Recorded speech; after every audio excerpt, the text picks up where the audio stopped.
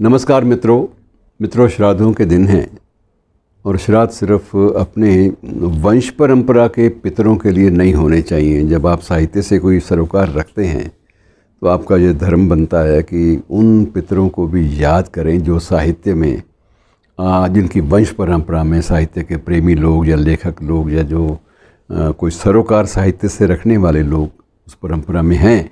तो ये कर्तव्य बनता है कि इन पितरों को भी याद ज़रूर करें। और मित्रों, हमने बहुत सारे महत्वपूर्ण साहित्यकारों को अक्सर याद किया, लेकिन एक सर्वाधिक, लगभग मैं कह सकता हूँ कि लगभग सर्वाधिक महत्वपूर्ण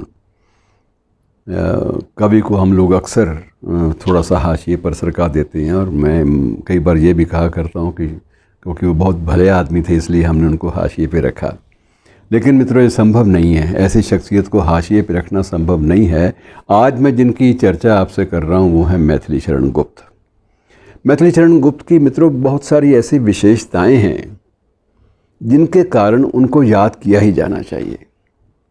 और सबसे बड़ी विशेषता मैं समझता हूँ कि हिंदी साहित्य में ये मानी जाएगी कि कोई भी साहित्यकार निरंतर 3 बार राज्यसभा का सदस्य नहीं रहा, मैथिली शरण गुप्त रहे। जब देश आज़ाद हुआ तब से वो राज्यसभा में थे और उसके बाद जब अंतिम सांस उन्होंने ली तो राज्यसभा सदस्य के रूप में ली। ये सबसे बड़ी उनकी एक उपलब्धि मानता हूँ। और विशेष रूप से जब राजनैतिक रूप से कोई भी उनकी पृष्ठभूमि, आप नहीं कह सकते कि बहुत कोई समृद्ध पृष्ठभूमि थी या वंश परंपरा थी, ऐसा कुछ नहीं था। सिर्फ अपनी साहित्यिक उपलब्धियों के बल पर। और उनको राष्ट्र कवि भी कहा जाता है। तो राष्ट्र कवि की उपाधि आप शायद जानते होंगे, फिर भी बांट लेना चाहिए। उनको देने वाले थे स्वयं महात्मा गांधी।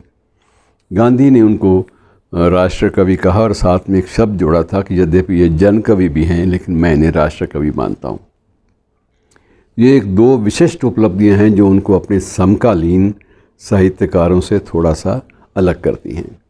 और जहाँ तक अलंकारों का सवाल है, सम्मानों का सवाल है मित्रों, इतनी बड़ी कद्दावर शख्सियत के बारे में कुछ सम्मानों का कोई भी ना तो कोई संख्या गिनी जा सकती है और ना ही उनका कोई ज़्यादा महत्व होता है। लेकिन इस बात का उल्लेख करना ज़रूरी है कि उन्हें पद्म भूषण भी मिला। और उसके बाद सबसे बड़ी जो विशेषता जो एक उनकी मानी जाती है, जो शायद अपने संसदीय जीवन में किसी भी सांसद ने वो बात नहीं की होगी जो उन्होंने की। हर वर्ष देश का जब वार्षिक बजट आता तो वार्षिक बजट के अवसर पर, वार्षिक बजट पर काव्यमय प्रतिक्रिया देना वो इनकी परंपरा थी। हर बार काव्यमयी परंपरा का निर्वहन करते थे और काव्यमयी परंपरा में ही बजट पर अपनी प्रतिक्रिया संसद में देते थे। और सारे सांसद बड़ी श्रद्धा भाव से और बड़े अंतरंग भाव से सुनते थे कि ये आदमी कैसी प्रतिभा का स्वामी है कि ये हर बात ही उसे कविता में करता है। और सिर्फ ये नहीं, जब भी राष्ट्रीय संदर्भ में कोई प्रश्न विचाराधीन संसद में आता था तो उस प्रश्न पर भी अपने विचार कविता में ही प्रस्तुत करते थे। कविता के अलावा कभी इन्होंने गद्य का सहारा संसद में नहीं लिया। वहाँ की कार्रवाई में चाहे बजट भाषण हो, चाहे महत्वपूर्ण विषयों पर बहस हो, हर बहस में साहित्य और इनका जो कवित्व था वो हावी रहता था। एक और बात जो इन्हें बाकियों से अलग करती है कि परिवार में 2 भाई थे और दोनों भाई खड़ी बोली के महान कवि। छोटे भाई सिया रामशरण गुप्त, वो भी उतने ही महत्वपूर्ण कवि, लेकिन उनकी एक शिकायत रहती थी कि दद्दा जो हैं इनकी बरगद की छाया से निकलना मेरे लिए बड़ा मुश्किल है। मेरा जब महत्व आंकने वाले मुझे सदा दद्दा का छोटा भाई कह देते हैं और उसके बाद मेरी बात ख़त्म हो जाती है। मेरी कविता का सही मूल्यांकन हो ही नहीं पाता क्योंकि मेरे ऊपर वरदहस्त जो है वो इतने बड़े व्यक्तित्व का है और मैं उनका छोटा भाई हूँ। वही स्थिति जो बलराज साहनी और भीष्म साहनी के साथ हुई थी। भीष्म साहनी को भी ये शिकायत रहती थी कि लोग मुझे आज भी बलराज साहनी के भाई के नाते जानते हैं, जबकि साहित्य के क्षेत्र में भीष्म साहनी की जो उपलब्धियां थे वो बलराज से कहीं ज़्यादा थी। चलिए लौट आते हैं मैथिली शरण गुप्त जी पे। और मैथिली शरण गुप्त की सबसे बड़ी बात ये थी कि सादगी की प्रतिमूर्ति थे। खड़ी बोली में अगर ये कहा जाए कि सशक्त कवि के रूप में स्थापित हुए तो वो मैथिली शरण गुप्त स्थापित हुए सशक्त कवि के रूप में। और अगर महाकाव्य हिंदी में लिखे गए, हालांकि उन दिनों में उनके समकालीनों ने भी महाकाव्य लिखे, ये अयोध्या सिंह हरिऔध, उनका भी महाकाव्य वैदेही वनवास बड़ा चर्चित रहा। और लेकिन इनके दो महाकाव्य ऐसे थे जिनकी चर्चा सदा बनी रही और उन पर अक्सर परीक्षाओं में लगने के कारण, पाठ्यक्रमों में रहने के कारण भी और अदरवाइज़ भी उनके विभिन्न स्वरूपों पे, उन महाकाव्यों के विभिन्न स्वरूपों पे चर्चा समीक्षा के जगत में हमेशा बनी रही। उनका एक महाकाव्य था साकेत। साकेत बिल्कुल अलग लीक से हटकर, और दूसरा उनका जो महाकाव्य जो चर्चित रहा, यशोधरा। यशोधरा को लेकर इतने प्रश्न पूछे जाते थे परीक्षाओं में कि कोई व्यक्ति दंग रह जाता है कि यशोधरा जो उनके द्वारा क्रिएट किया गया एक पात्र, भले ही वो उसका इतिहास में भी उल्लेख मिलता है, लेकिन इतिहास में उल्लेख के बावजूद जिस ढंग से इन्होंने यशोधरा की जो विरहिणी की मानसिकता थी उसको प्रस्तुत किया, वो अद्भुत थी। अक्सर ये प्रश्न पूछा जाता था कि यशोधरा जो है वो इतनी ऊंची कैसे उठ गई, उसका कद कैसे इतना ऊंचा उठ गया। और बार बार ये बात उद्धृत की जाती थी, कोट की जाती थी कि उस यशोधरा की एक ही शिकायत होती थी कि गौतम बुद्ध मुझे कहकर जाता, कि सखी वो मुझसे कहकर जाते, कि मेरी शिकायत ये नहीं कि गौतम बुद्ध ने, सिद्धार्थ ने, पति ने संन्यास क्यों लिया। मेरी शिकायत सिर्फ इतनी है कि अगर वो मुझसे पूछ के जाता तो क्या मैं रोक लेती उसको।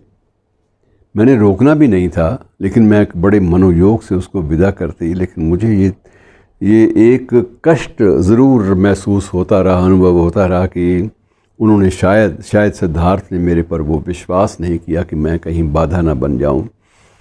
जबकि बहुत सारी किंवदंतियां भी हैं, इतिहास में भी कुछ उल्लेख मिलते हैं ऐसी बातों की, इतिहास में पुष्टियां बड़ी मुश्किल से होती हैं कि सिद्धार्थ जब गौतम बुद्ध बनने के बाद पहली बार गृह प्रदेश में आए तो उनके शिष्यों ने कहा कि गुरुदेव जहाँ जन्म हुआ था वहाँ भी ज़रा जाना चाहिए।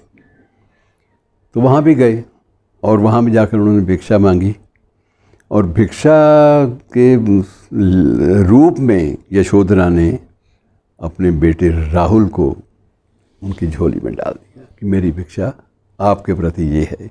तो ये एक ऐसा घटनाक्रम है मित्रों, जो बहुत उद्वेलित करता रहा है साहित्यकारों को भी, शोधार्थियों को भी, और कहीं ना कहीं थोड़ा सा साहित्य का इतिहास लिखने वालों को भी। ये एक मैथिली शरण गुप्त ही थे, इतने सुहृदय, इतने संवेदनशील कि वो इन सब बातों को बाकायदा उसमें साहित्य की मुख्य धारा में लाया करते थे। इलाहाबाद इनका मुख्य रूप से, यद्यपि ये स्वयं तो चिरगांव झांसी के थे, लेकिन इलाहाबाद इनका अक्सर आना जाना होता था, संगोष्ठियों में, कवि सम्मेलनों में भी, और कोई राष्ट्रीय स्तर के खड़ी बोली को लेकर कोई सत्र होते तो उनमें भी जाते थे। राज्यसभा के सदस्य थे, सभी सरकारी सुख सुविधाएं इनके प्रतीक्षा में रहती थी, लेकिन ये स्वयं सदा यही पसंद करते थे कि मैं सीधा महादेवी वर्मा के घर जाऊं और वहीं पर टिकूं।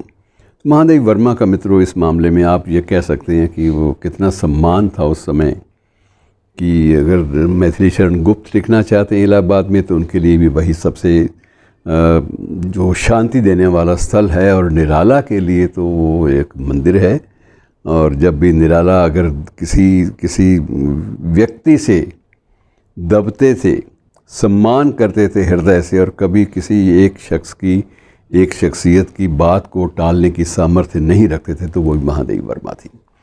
तो मैथिली बाबू का भी जो आना है विशेष रूप से महादेवी वर्मा के घर पर ही होता था, और वहाँ जब भी वो आते थे तब उस अवसर पर सारे जो समकालीन साहित्यकार थे एकत्र हो जाते, और समकालीनों में सुमित्रानंदन पंत विशेष रूप से आते, क्योंकि वो भी उसी धारा के थे, उसी कालखंड के थे, और उनके साथ गिरजा कुमार माथुर ये भी उसी कालखंड के थे। तो सारे के सारे एकत्र वहाँ पर होते थे, निराला नहीं आते थे।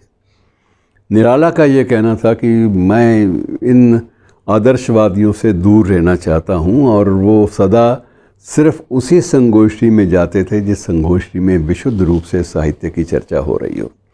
और मैथिली बाबू कई बार उनको कह भी देते, जहाँ कहीं भेंट हो जाती कह भी देते कि आप आएंगे तो हम लोग सिर्फ साहित्यिक चर्चा करेंगे, हम और कुछ नहीं करेंगे, आप निश्चिंत रहिए इस बारे में, लेकिन आप आना आरम्भ कीजिए। फिर उनका निराला जी का ये कहना होता था कि तो आप तो मैथिली बाबू ये बात कह रहे हैं, लेकिन आपके साथी संगी वो सदा फिर कोई लतीफ़ाबाजी शुरू कर देंगे और हल्की फुल्की बातें करेंगे जिनका साहित्य में या सृजनशीलता में कोई स्थान नहीं है। वो अलग किस्म के इंसान थे। मैं सिर्फ उनका उल्लेख इन सब का इसलिए कर रहा हूँ कि वो एक कालखंड ऐसा था जिस कालखंड में सृजनशील लोग, क्रिएटिव लोग बड़ी ऊंचाई तक जाते थे, उनकी सोच भी बड़ी विलक्षण होती थी और वो लोग, उनकी जो उपलब्धियाँ थी अपने खातों में दर्ज, वो भी बड़ी विलक्षण होती थी। और इसलिए मैं समझता हूँ कि इनका ज़िक्र किया जाना भी ज़रूरी है और उनको याद किया जाना भी ज़रूरी है। इनके जो अन्य जो बहुत चर्चित जो कृतियाँ थी उनमें सबसे ज़्यादा भारत भारती का विशेष रूप से उल्लेख किया जाना ज़रूरी है। और भारत भारती का उल्लेख इसलिए भी किया जाना ज़रूरी है कि उत्तर प्रदेश में भारत भारती के नाम पर, एक कृति के नाम पर एक पुरस्कार भी है। ये एक बहुत बड़ी बात होती है। और भारत भारती में देश प्रेम की, राष्ट्रीयता से ओतप्रोत भावनाओं की जो अभिव्यक्ति इस महाकवि ने की, वो शायद इनका समकालीन कोई भी नहीं कर पाया। ऐसी शख्सियतों को, ऐसे व्यक्तियों को याद किया जाना ज़रूरी है। और एक जाते जाते ये भी उल्लेख कर दूं कि ये महावीर प्रसाद द्विवेदी, आचार्य महावीर प्रसाद द्विवेदी को अपना गुरु मानते थे और ये समझते थे कि अगर उनकी भाषा में कहीं भी अशुद्धि नहीं है या भाषा में उसका व्याकरण भी ठीक है, उसकी हर चीज़ ठीक है और भाषा में कहीं भी लयबद्धता टूटती नहीं है, तो उसका एकमात्र कारण आचार्य महावीर प्रसाद द्विवेदी हैं, जो इस बात को बड़े अलग ढंग से लिया करते थे। और मित्रों, इन्हीं शब्दों के साथ इस महान आत्मा को, जो कि हमारे साहित्यिक पूर्वज थे, इनको श्रद्धा सुमन अर्पित करना बेहद ज़रूरी लगता है। और याद करते रहिए, ऐसी शख्सियतों को बड़ा बल मिलता है। धन्यवाद।